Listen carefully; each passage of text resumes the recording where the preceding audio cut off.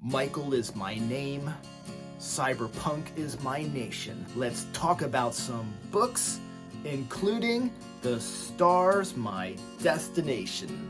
Hi, I'm Michael Leverts, and this is Fit to be Read.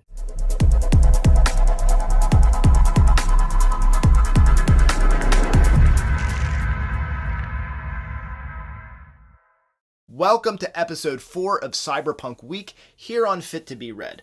This is the final episode before the official world release of my top 10 Cyberpunk novels video. The first 3 episodes of Cyberpunk Week looked at the origins of cyberpunk, defining cyberpunk, and some of the notable titles and authors of this science fiction subgenre. In today's episode, I'm going to highlight and introduce a bunch more novels that are often linked to the cyberpunk genre. To answer the question, are these books cyberpunk? The answer is yes, if you want them to be or you consider them to be. I'm giving permission now to any science fiction fan. If you consider something space opera, military sci-fi, cyberpunk, steampunk, biopunk, enviropunk, splatterpunk, you're not wrong. It's your prerogative to do so. With that question answered, all that's left to do is discuss, spoiler-free, some interesting cyberpunk and cyberpunk-adjacent novels. It's not a stretch to consider this an honorable mentions list relative to my upcoming top 10 list. Is Do Androids Dream of Electric Sheep by Philip K. Dick, published in 1968, a cyberpunk novel? For me, yeah, sure. In my first Cyberpunk Week episode, I listed 3 areas to establish a criteria, those being character, culture, and atmosphere. Do Androids Dream clicks off all of the boxes. The atmosphere is dark, noir, dystopian. Some of the characters may fit the bill as dissenters or misfits, and the culture is one in which artificial intelligence or virtual reality, in some regard, is present. Rick Deckard, a law enforcement bounty hunter, is hunting rogue androids. Some of the secondary characters of the book are edge of society types, and much of the remaining population, the population of a devastated Earth, experience spirituality as well as enhance or alter their moods through technology. Let me not neglect to mention that owning an electronic reproduction of certain animals, sheep for example, is a suitable alternative for the less well-to-do to keep up with the Joneses in this society that admires animal ownership as a means of prestige. Gullyfoyle is my name, and Terra is my nation. Deep space is my dwelling place. The Stars, my destination. The Stars, my destination, originally titled Tiger Tiger, published in 1956, gives me cyberpunk vibes and checks off some of the boxes. Stars delivers great action and drama, introducing Gullyfoyle, a nomad marooned on a broken ship in space. Another ship passes by eventually, but neglects to rescue him. After eventual rescue and some unfortunate events, the remainder of the story follows Foyle's obsession with vengeance. He will find who is responsible for passing him by, and he will make them pay. Stars is one of my favorite science fiction novels, but I won't have it on my top 10 cyberpunk novels list, only because I plan that list to be a suggestion in part of the best representations of cyberpunk in science fiction literature. I don't feel like suggesting this novel as fitting the bill for satisfying a cyberpunk craving. While main character Gullyfoyle, a despicable, irredeemable, and a can't take your eyes off of him anti-hero, is a reading experience not to be missed, the feel of the characters in this book are not where I would point to say, here's what you should expect from cyberpunk. ACCELERANDO by Charles Stross is not on my top 10, nor my honorable mention list, because it currently resides on my TBR list. I've been aware of this novel for some time and have designs, of course, on eventually reading it. This is the only book that I'm mentioning today that I haven't already read. If you have read it, use the comment section to give me your take on it, and if you think I should move it forward on my TBR, or let it keep sitting there a while. The Wikipedia description for this book reads, "The book is a collection of 9 short stories telling the tale of 3 generations of a family before, during, and after a technological singularity. It was originally written as a series of novelettes and novellas, all published in Asimov's science fiction magazine in the period of 2001 to 2004. The book is strongly suggested as a cyberpunk novel, and in that regard apparently features biotechnological beings," oh, I guess I can stop that voice now, "and a character whose mind is split between the physical world and the internet. Babel 17, written by Samuel R. Delany in 1966, is not really a cyberpunk novel, but it is a fantastic piece of science fiction, and I'm going to take any opportunity that I can to present a blurb for it.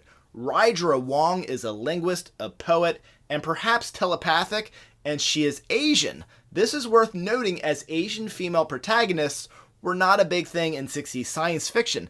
They weren't a thing at all.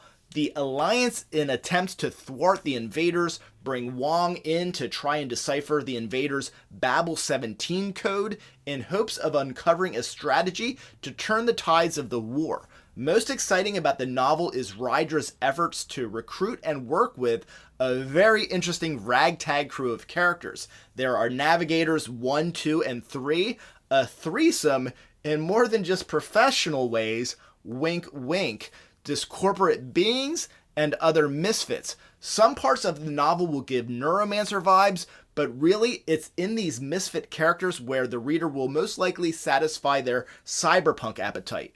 It doesn't escape me that Delany is shortchanged in the discussions of the origins of the cyberpunk genre.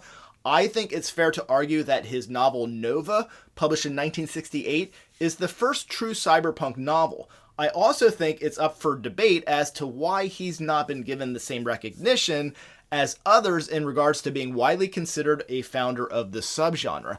You can find full spoiler-free reviews for Stars My Destination, Do Androids Dream of Electric Sheep, and Babel 17 on my channel. You will not yet find a full review on my channel of Bruce Sterling's 1985 novel, Schismatrix.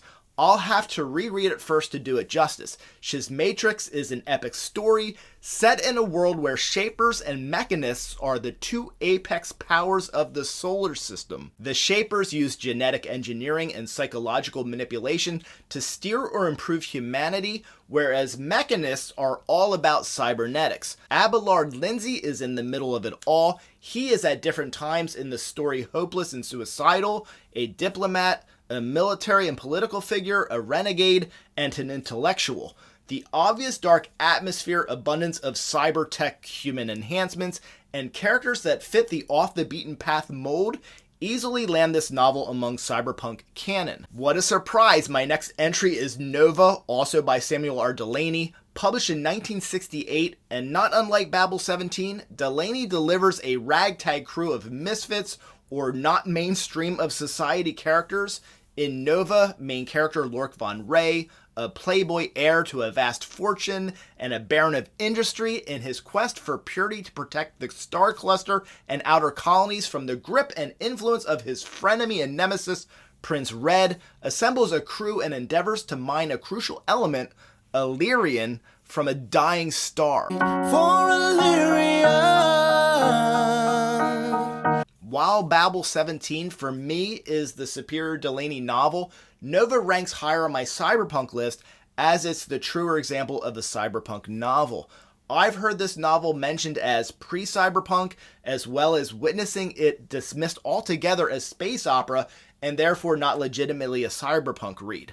Let's just chalk that up to posturing. Nova is sci-fi, it is space opera, and it is most definitely cyberpunk. The characters in this book range from outcasts to counterculture, the atmosphere is dark, gritty, dystopian, and the presence or absence and application of graphed electrical data ports on an individual's body is culturally significant.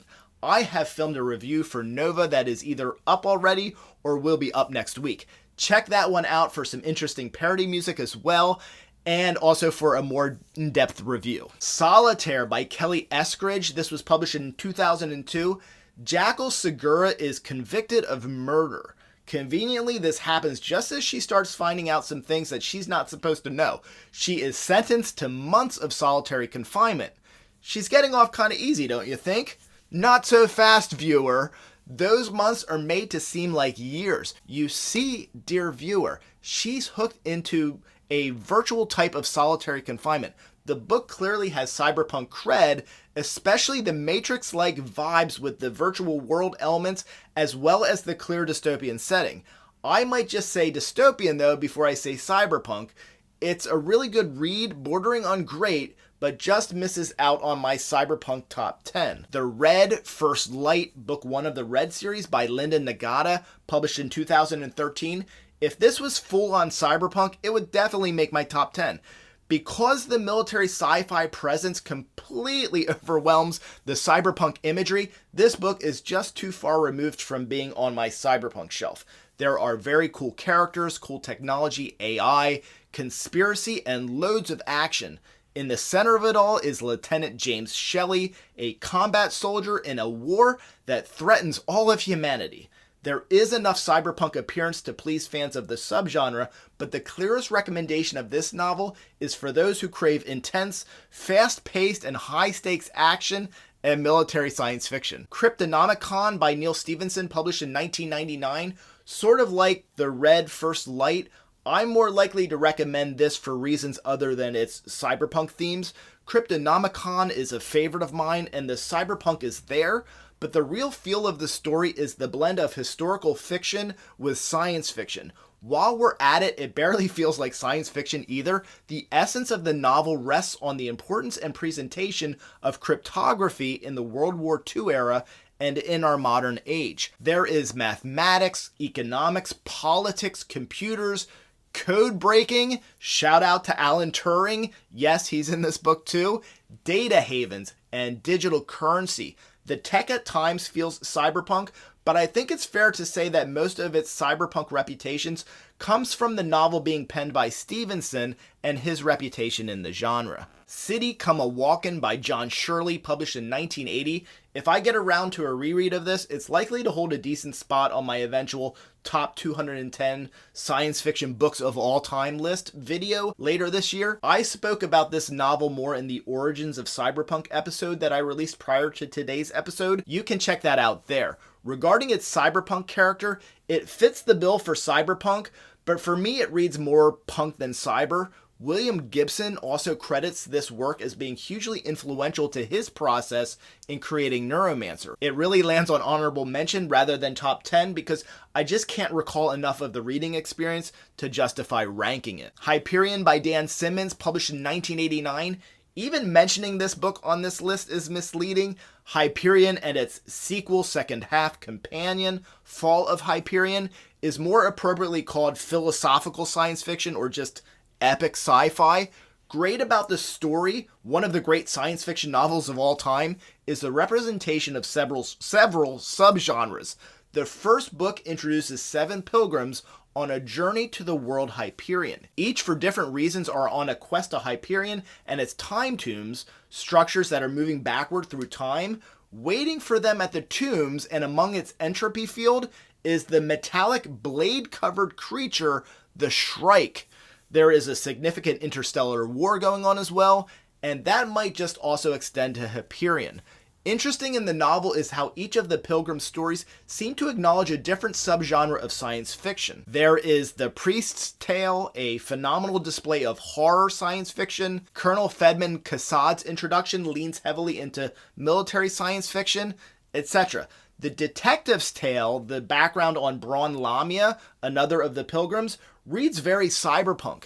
The setting for her backstory is a fully noir atmosphere, and our first introduction finds her investigating the murder of a cybrid, or an AI in a human body. Her story is just one piece of the pie, however, so we will not be adding Hyperion to the cyberpunk shelf anytime soon. I hope you enjoyed this list and it adds more context to the concept of what cyberpunk looks like, and you picked up a few recommendations for your reading list. For one reason or another, these will not show up on my top 10 cyberpunk recommendations video, but it is safe enough to consider and call this a sort of honorable mentions list. Thank you for watching today. I'm Michael Evers, and this is Fit to be Read.